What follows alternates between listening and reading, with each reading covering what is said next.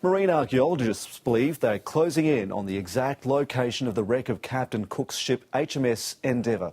The famous bark was scuttled by the British Navy in the Rhode Island harbour during the American War of Independence. North America correspondent Stephanie March reports from Providence.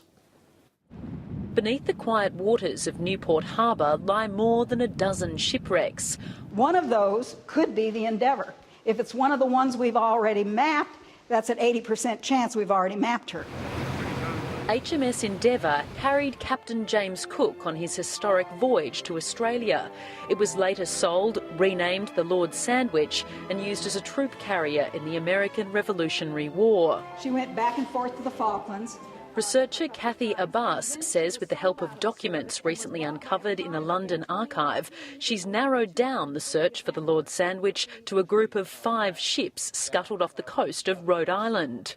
So what we're looking for is not the Endeavour.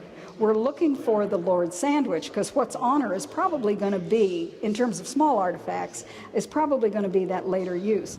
They're just laid out. The cluster of wrecks have been sitting in the busy harbour for almost 2.5 centuries, and time has taken its toll.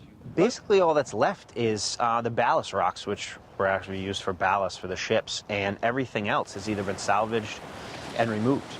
They're just piles of rocks. Researchers say test excavations on similar sites have turned up artefacts, including leather, wood, metal and ceramics.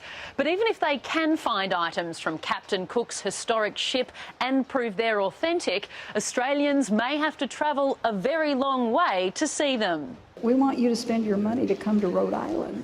They'll need at least $7.5 million to correctly identify the ships, recover their remains and preserve them, a task that could take many more years. Stephanie March, ABC News, Rhode Island.